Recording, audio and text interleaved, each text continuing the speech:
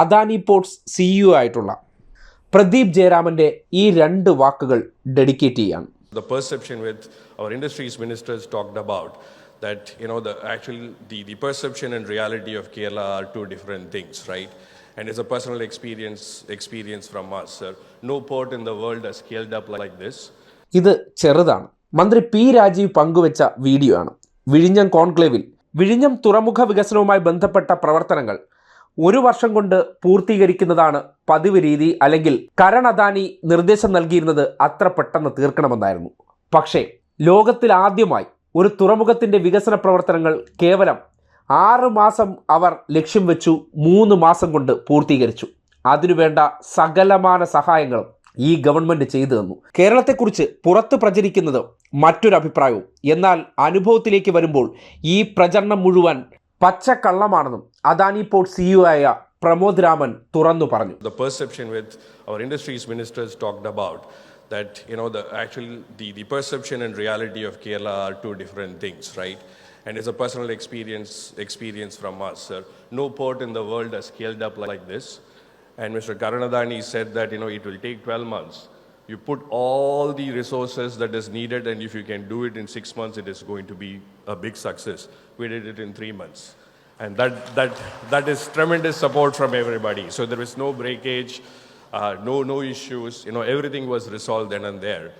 Let it be anything that we need from the government in terms of permission in both state as well as from an immigration from customs perspective. And like what we promised, we really want to make this a truly multi-cargo handling mega port. Sir, with all your support and guidance from the government, I think we have taken the first steps towards achieving that.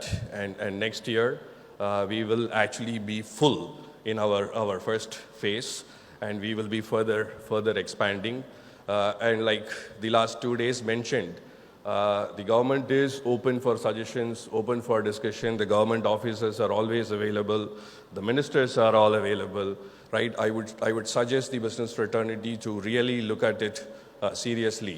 There is no problem where there is not a solution. Like our industry secretary also mentioned that don't think that there is land. You just ask, there is no land. Please ask what is needed, and that shall be provided, right?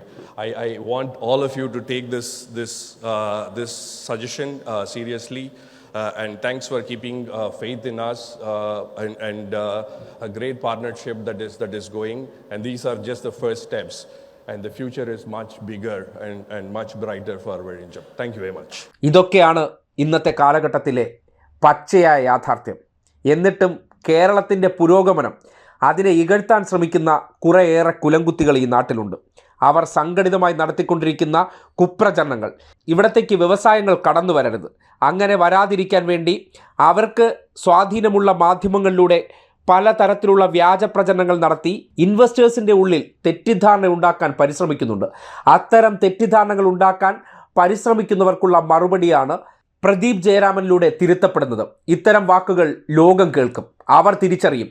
കേരളത്തിനകത്തിരുന്നു കൊണ്ട് ഈ നാടിനെ നശിപ്പിക്കാൻ ശ്രമിക്കുന്ന കുലംകുത്തികളുടെ വാക്കുകൾക്കപ്പുറം എന്താണ് ഇവിടുത്തെ സംവിധാനങ്ങൾ, അല്ലെങ്കിൽ സർക്കാർ ഓരോ സംരംഭകർക്കും അല്ലെങ്കിൽ നിക്ഷേപകർക്കും ചെയ്തു കൊടുക്കുന്ന സഹായവും അതിനുവേണ്ടിയുള്ള എല്ലാ ഭൗതിക സാഹചര്യവും ഈ നാടിനുണ്ട് എന്ന് ഇതുപോലുള്ള വാചകങ്ങളിലൂടെ പുറത്തേക്ക് പോകും. നിങ്ങൾ എത്ര പരിശ്രമിച്ചാലും ഈ നാടിനെ പിന്നോട്ട് വലിക്കാൻ കഴിയില്ല, ഈ നാടിൻ്റെ മുന്നേറ്റത്തെ തടയാൻ കഴിയില്ല എന്ന് പറയുന്നത് ഇതുകൊണ്ടാണ്. നിങ്ങൾക്ക് അവർ ഇങ്ങോട്ടേക്ക് വരുന്നതിനെ വ്യാജ പ്രചരണങ്ങളിലൂടെ തടയിടാമായിരുന്ന ഒരു കാലമുണ്ട്. എന്നാൽ അതിനെ മറികടന്നുകൊണ്ട് പലരും ഈ നാട്ടിലേക്ക് വന്നു. അവർ ഇവിടെ ലഭിക്കുന്ന സൗകര്യങ്ങളും ഭൗതിക സാഹചര്യങ്ങളും തിരിച്ചറിഞ്ഞുകൊണ്ട് അവർ ലോകത്തോട് വിളിച്ചു പറയുകയാണ്, നിക്ഷേപകരെ നിങ്ങൾ കടന്നു വരൂ, കേരളം നിങ്ങൾക്ക് പറ്റിയ ഒരു വലിയ ഹബ്ബാണെന്ന്.